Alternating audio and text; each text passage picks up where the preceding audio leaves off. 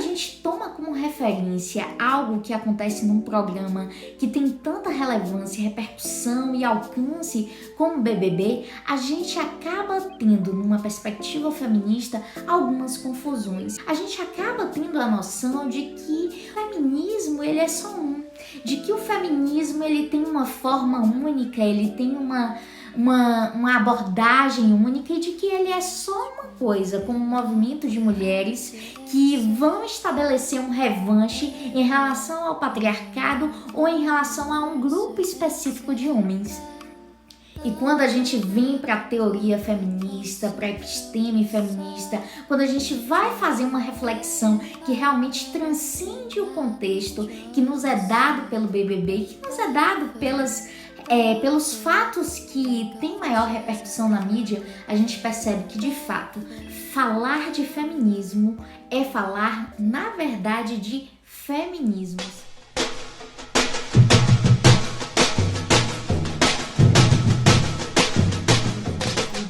Bianca Silva, eu sou advogada, mestre em Direito e Sexualidade pela Universidade Federal da Bahia, sou pesquisadora, especialmente da linha de Direitos, Gêneros e Sexualidades, leitora, feminista e hoje estou aqui para falar um pouquinho sobre feminismos a partir do BBB, tendo como ponto de referência esse programa que nesse período do ano gera muitas polêmicas, muitas discussões e nessa edição especialmente nós estamos tendo assim o boom de pautas sociais sendo suscitadas, discutidas, contextualizadas, tendo como referência as vivências e contextos vividos pelos brothers da casa mais vigiada do país. Te convido desde já para deixar o seu like, fazer a sua inscrição, ativar o sininho das notificações e me seguir nas redes sociais. Quer saber mais? Quer saber a minha opinião, a minha visão enquanto feminista e pesquisadora de vários contextos que têm acontecido não só no âmbito da casa mais vigiada do Brasil, mas sobretudo nas redes sociais, do quanto esses contextos têm refletido na atuação das pessoas, das milhões de pessoas que acompanham o programa nas redes sociais. Então, simbora! Desde o BBB 19, é percebida uma movimentação que gira em torno de polêmicas, de pautas sociais que são suscitadas pelas vivências que acontecem no programa.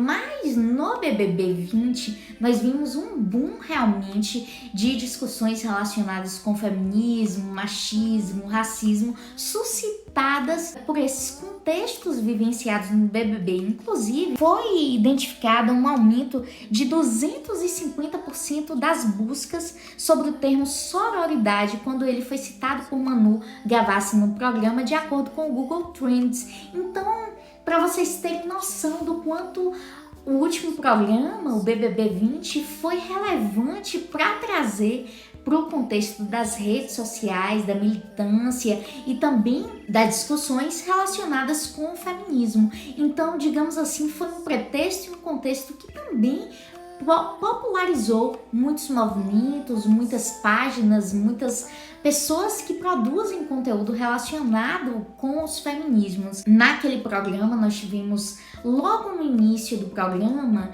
vários homens se reuniram com o intuito de enfraquecer as mulheres presentes ali entre famosas e anônimas, e eles fizeram um planejamento totalmente heterotopster, que se baseava em sedução e várias atitudes extremamente machistas, pedantes, e eles foram pouco a pouco saindo. E nessa edição, muitas daquelas meninas e daquelas mulheres que estavam reivindicando seus direitos, trazendo à baila das redes sociais questões relacionadas com os feminismos, foram intituladas inclusive como fadas sensatas, pessoas mais sensatas que defendiam o feminismo, que estabeleciam laços de irmandade, de sororidade com mulheres.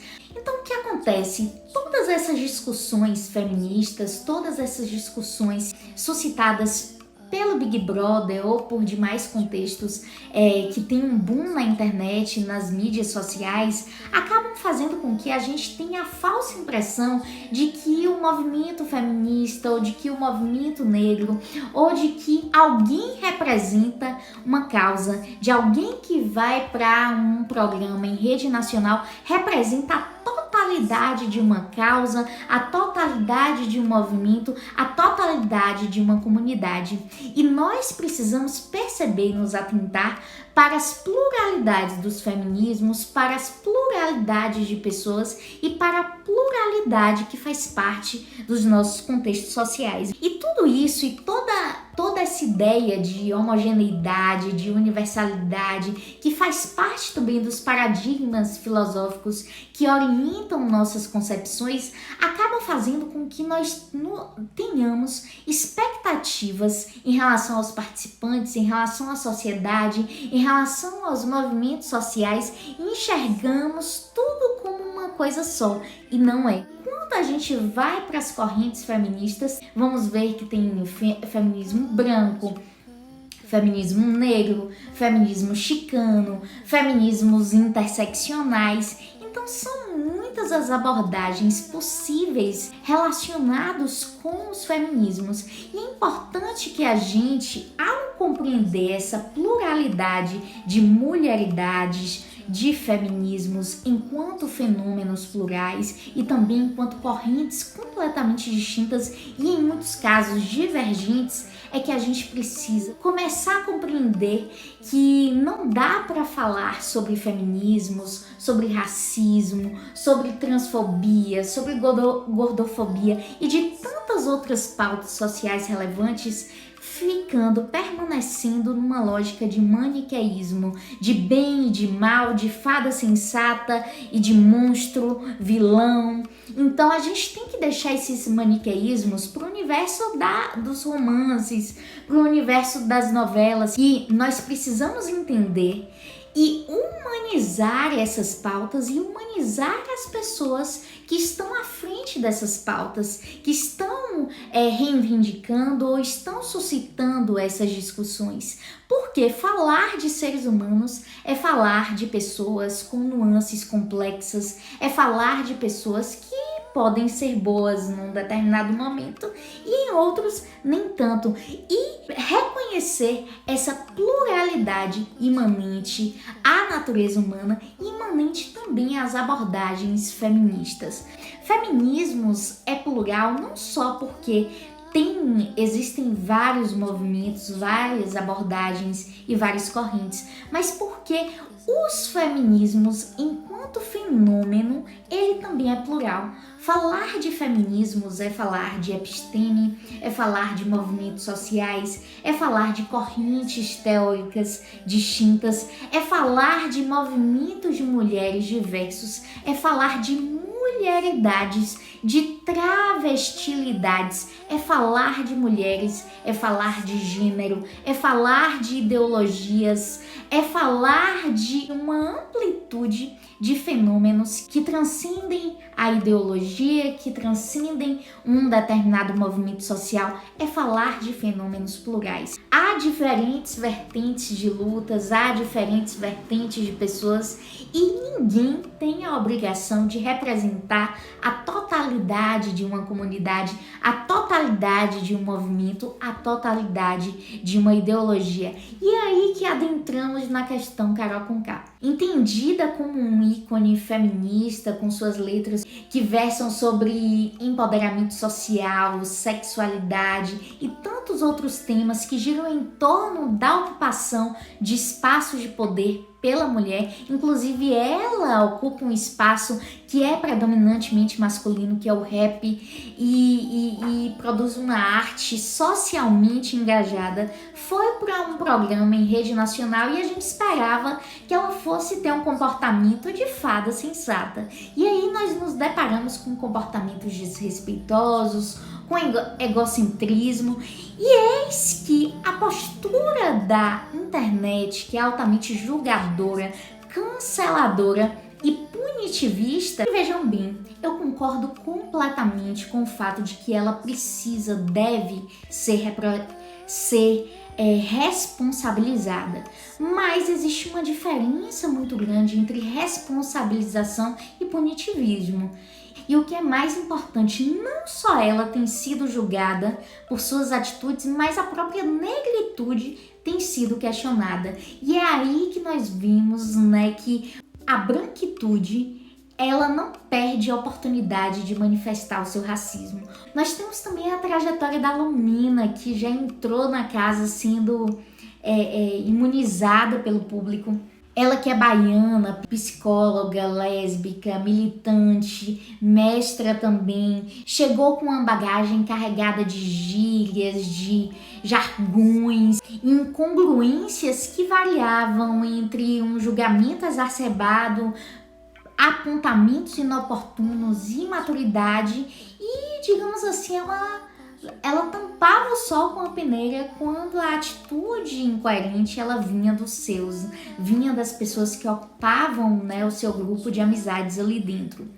E vejam bem, toda a participação e toda a hipocrisia, incongruência e imaturidade da Lumina infelizmente contribuíram para um contexto de banalização da militância e fez com que, enquanto nos outros programas, nas outras edições, especialmente do BBB 20, enquanto no programa anterior esses contextos de reivindicação acabavam estimulando discussões importantes nas redes sociais, o que nós vivemos foi uma verdadeira máquina de memes que, a despeito da autorização de Lumina, tem contribuído bastante para a banalização das pautas sociais e da militância.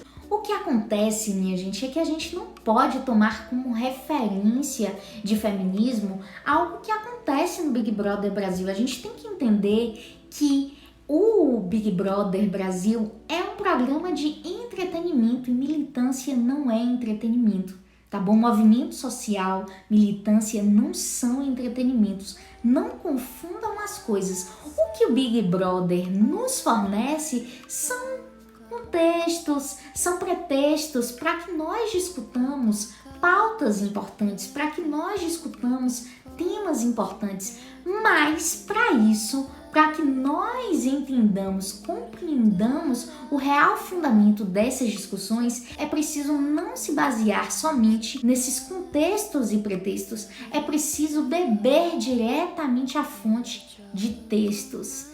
Tá bom? Embora a Lumina seja uma mulher acadêmica, militante e etc., ela não é uma referência teórica de feminismo ou de feminismos. É importante que nós bebamos diretamente as fontes. E eu tô falando da gente ter como referência de feminismos não a Carol Conká, não a Lumina, ou quaisquer outros participantes, ou quaisquer outros contextos do BBB, mas que tenhamos como referência a Audre Lorde, a Carla Cotirene, a Ana Flauzina, a Luísa Bairros, a Lélia Gonzalez. Inclusive, falando em Audre Lorde, ela que inclusive tem algumas obras que chegaram recentemente ao Brasil. Ela nasceu na década de 30 em Nova York, nos Estados Unidos, morreu no início da década de 90 e foi na década de 80 que ela teve o seu maior período de produções. Ela que foi negra, lésbica, feminista, poeta. E dentre os livros dela que chegaram recentemente no Brasil estão Irmã Outsider e Eu Sou Sua Irmã. E é muito interessante a noção de irmandade que ela traz, esse chamamento para que tenhamos empatia e, sobretudo, chamamento à autorreflexão. Porque a Audre Lorde, ela chama a atenção para o fato de que, mesmo que nós tenhamos grupos reunidos em prol de causas sociais, é possível que pessoas que façam parte desses contextos se comportem como potenciais opressores. Isso quer dizer que quem se debruça sobre os textos da Audre Lorde percebe que ela não aponta os dedos grandões somente para quem é opressor, mas ela aponta os dedos também para quem faz parte dos movimentos sociais. Inclusive, ela, em um dos seus discursos, ela se faz uma pergunta bem importante: como nos organizamos em torno de nossas diferenças sem negá-las ou lhe dar proporções explosivas? Eu acho que essa pergunta ela é muito importante. Uma grande questão que é atemporal e é suscitada pela Audre Lorde é exatamente a importância da autorreflexão, da autocrítica, e não meramente de que nós tenhamos dedos apontados para quem nós consideramos que oprime, para quem está numa realidade oposta. É importante que nós reconheçamos que mesmo que ocupemos espaços e zonas de desempoderamento, como afirma Kimberlé Crenshaw, todos nós podemos ocupar o lugar do opressor, o lugar de quem não oferece acolhimento, o lugar de quem não oferece empatia, o lugar de quem pratica opressão e discriminação. E é importante que vocês reconheçam isso não como um fatalismo. Qualquer um de nós pode discriminar e manifestar os seus preconceitos. Não é isso. É a importância da autocrítica, é a importância da autorreflexão. Falar de movimentos feministas, falar de feminismos, não é falar de fadas sensatas, zero defeitos, ou de uma realidade paralela em que tudo é perfeito e politicamente correto. Nós vamos encontrar manifestações racistas nos movimentos feministas, nós vamos encontrar manifestações transfóbicas entre feministas.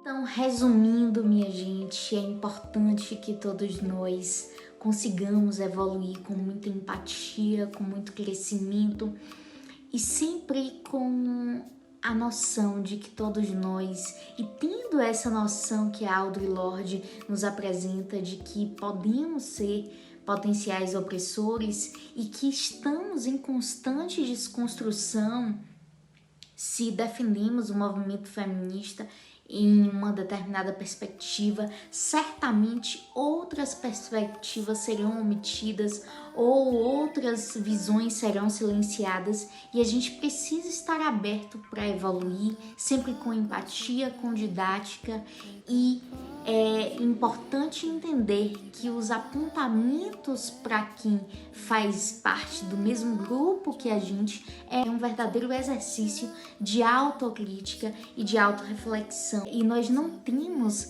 essa capacidade, essa autonomia de autorizar ou desautorizar, de decidir quem é ou quem deixa de ser feminista.